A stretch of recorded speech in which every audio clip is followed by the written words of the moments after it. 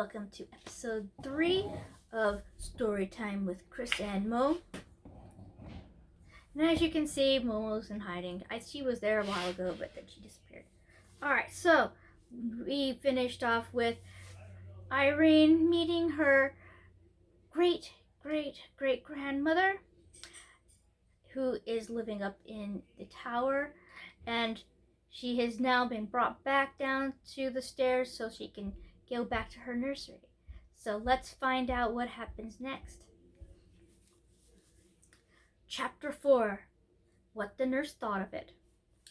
"Why, where have you been, princess?" asked the nurse, taking her in her arm.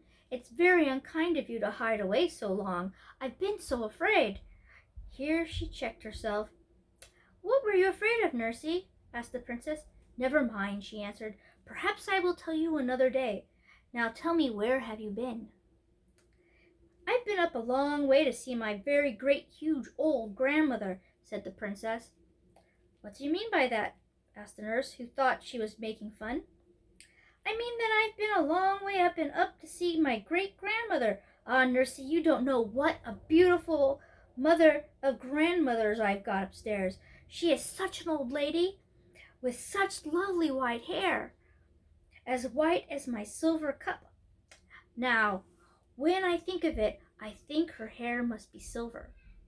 "What nonsense are you talking, princess?" said the nurse.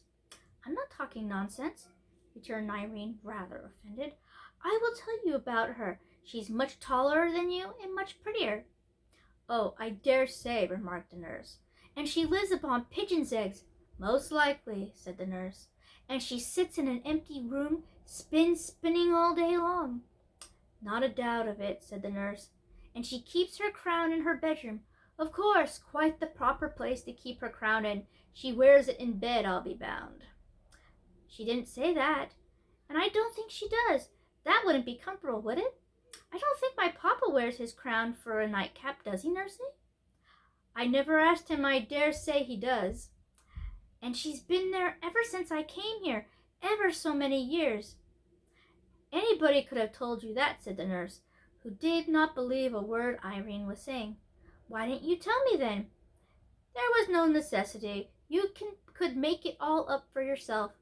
"You don't believe me, then?" exclaimed the princess, astonished and angry, as she may well might be. "Did you expect me to believe you, princess?" asked the nurse coldly. "I know princesses are in the habit of telling make-believes, but you are the first I ever heard of who expected to have them believed," she added, seeing that the child was strangely in earnest. The princess burst into tears. "Well, I must say," remarked the nurse, now thoroughly vexed with her for crying, "it is not at all becoming in a princess to tell stories and expect to believe just because she is a princess."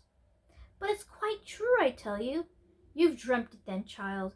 "No, I didn't dream it. I went upstairs and I lost myself, and if I hadn't found the beautiful lady, I should never have found myself." "Oh, I dare say."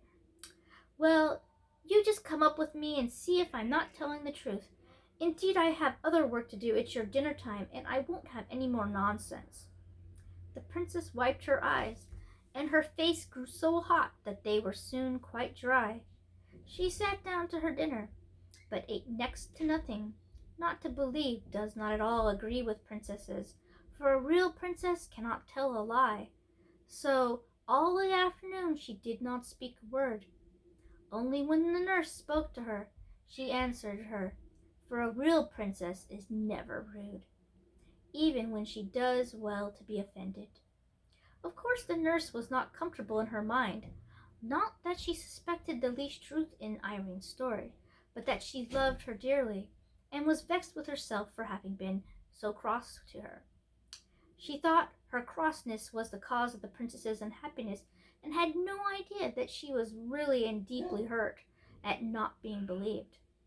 But as it became more and more plain during the evening, in her every motion and look, that although she tried to amuse herself with her toys, her heart was too vexed and troubled to enjoy them. Her nurse's discomfort grew and grew.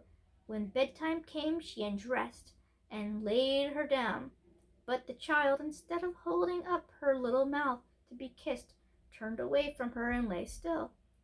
Then Nursie's heart gave way altogether, and she began to cry. At the sound of her first sob, the princess turned again, and held her face to kiss her as usual. But the nurse had her handkerchief to her eyes and did not see the movement. "Nursie," said the princess, "why won't you believe me?" "Because I can't believe you," said the nurse, getting angry again. "Ah, then you can't help it," said Irene, "and I will not be vexed with you any more. I will give you a kiss and go to sleep." "You little angel," cried the nurse, and caught her out of bed and walked about the room with her in her arms, kissing and hugging her. "You will let me take you to see my dear old great big grandmother, won't you?" said the princess as she laid her down again. "And you won't say I'm ugly any more, will you, princess?" "Nursie, I never said you were ugly. What can you mean?" "Well, if you didn't say it, you meant it." "Indeed, I never did." "You said I wasn't so pretty as that." "As my beautiful grandmother? Yes, I did say that, and I'll say it again, for it's quite true." "Then I do think you are unkind," said the nurse, and put her handkerchief to her eyes again. "Nursie dear, everybody can't be as beautiful as every other body, you know.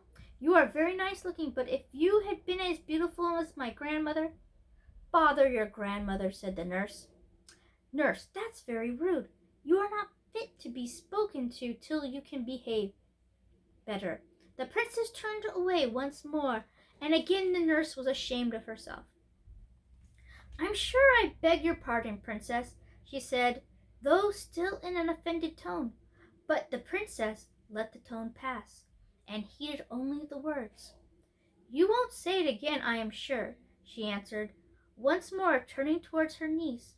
"I was only going to say that if you had been twice as nice looking as you are, some king or other would have married you, and then what would have become of me?" "You are an angel," repeated the nurse, again embracing her. "Now," insisted Irene, "you will come and see my grandmother, won't you?" "I will go with you anywhere you like, my cherub," she answered, and in 2 minutes the weary little princess was fast asleep. Okay, we're going to end there, and thank you for listening. Please subscribe. Thank you. Bye.